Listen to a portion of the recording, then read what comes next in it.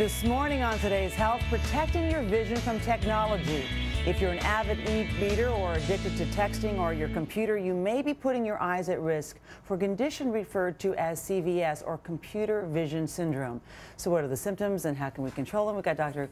Keri Peterson. She's an internist and also a contributor to Women's Health magazine. Dr. Peterson, good morning. Good morning. So what are the chances we have CVS? What is the definition in terms of how much our exposure would have to be?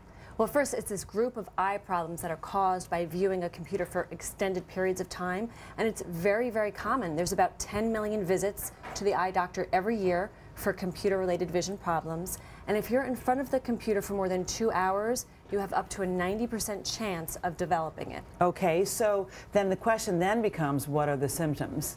So the symptoms are related, first off, to the strain that it puts on your eyes. So you can get eye burning, eye irritation. It's also related to the ergonomics of how your computer is set up, so it can cause neck and back pain. In addition, it can cause dry eyes and blurry vision. Okay, so, is there a long-term negative here? I mean, blurriness or dry eyes don't sound like too big of a deal, and a sore neck doesn't sound like too big of a deal. I mean, you work those out. But is there something that this might affect us over time? Yes, there is, because if dry eyes go untreated, your eyes are more at risk for developing infection, and it can also lead to scarring of the cornea, which damages your vision.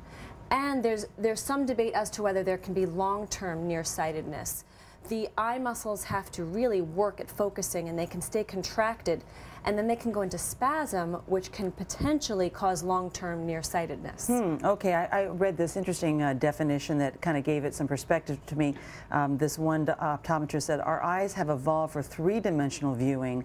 So we wind up over-focusing as we strain to find a 3D image on a close-up 2D screen. So yes, it's not really how our eyes, that's one reason why there are these dilemmas. That's right. So in terms of what we should do about it so we don't suffer these symptoms and potential long-term effects, you say that there is a 20-20-20 rule you would like us to start thinking about. What is that? Every 20 minutes, take 20 seconds to look away from the screen at a distance 20 feet in front of you, and that relaxes the eyes. For how long?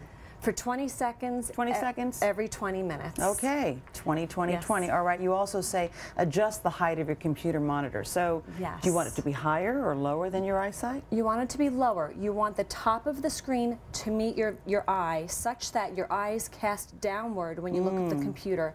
This makes it easier to focus, and it also at that level allows your lids to come down a little bit to prevent that dry eye. And with that dry eye, that brings to mind, as we say at Women's Health, when in doubt, blink it out. Every 20 minutes, you should purposefully blink very slowly, almost like you're falling asleep, so that your eyes can get lubricated. Okay, you also say cut down on the glare. Make sure your prescription is up to date. You're talking about your glasses prescriptions, because why? First off, if you have nearsightedness or farsightedness that's uncorrected, it puts more strain on the eyes. And in addition, the eye doctor can actually tailor a prescription for you at this intermediate range that your computer sits at. I don't know where I've been, but there are actually something called computer glasses? There are. Okay. There are.